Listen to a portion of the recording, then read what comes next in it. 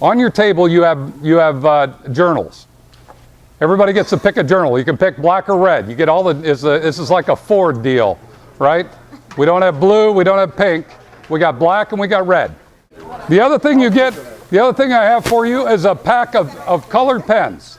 Grab a pack of colored pens. Okay? Grab a pack of colored pens. These are yours to keep.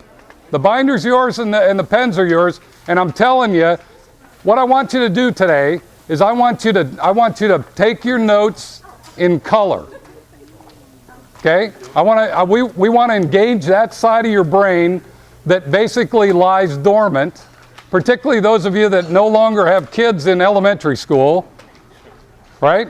Unless you're of the grandparent age where every now and then you get to pick up a colored marker and play. But today you get to play. Today you get to think in color. And let me tell you, if you think in color, and if you start and you capture your notes in a journal, and then start the notion of journaling about what's going on in your business or capture the big thoughts, I can guarantee you this will be a right move for you, a step forward that you're going to enjoy and appreciate that you've taken. Here's the other thing. Normally at these kinds of events, normally you'd see a slide presentation, you'd see a lot of teaching from the stage, and that's not what we're going to do today. There will be some of that. It will integrate some of that as we go along, but look around the room here and just think of the talent that we have in the room of people who understand and know how to run a business. It's pretty impressive. I mean, I know many of you personally, and I know that you've got a tremendous amount of skill in terms of how you run your business, what you've done, your experiences, your background.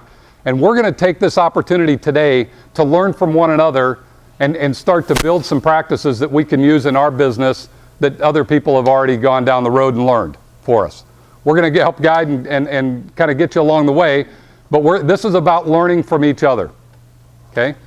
And it's going to be, and so that's why there are going to be times during the day you're going to end up moving in different spots. You're going to be connected up with different people. We're going to put you in uncomfortable situations, but all of them are intended for you to learn something from somebody else who maybe has a different perspective than you do. The one thing that I've realized after doing this business is that, some people say, do you coach or do you talk to people in one industry? And there are some people who only deal with chiropractors, and all they do is chiropractic coaching. And so what they do is they share the same ideas from one chiropractor to the next, to the next, to the next. And there's no real out-of-the-box thinking that goes on when you're dealing in the same industry. What I love about this is that there will be activities, there'll be learnings that we have today, something that may be in the photography business over here that may work over here in a bounce house business that David's never thought of. And we want to capture that. We want to build on that. We don't want to just stay right in. If we do everything like our competition does, guess what? We get just like them. And there's no way for us to differentiate ourselves from our competition. So the benefit here, we've got people in the room that are in the same industry, right? Hamid does signs, Mike and Michelle do signs. But if they just focused on each other, they'd end up looking like each other. Well, that's not going to happen.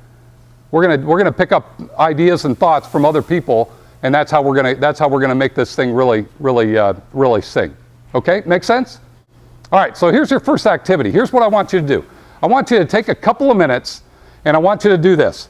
I want you to write down 5 things in your journal. I want you to write down 5 things that have changed, that have changed in the economy, your business, the marketplace for you over the last 3 months. 5 things that have changed that have caused you to do something different in your business.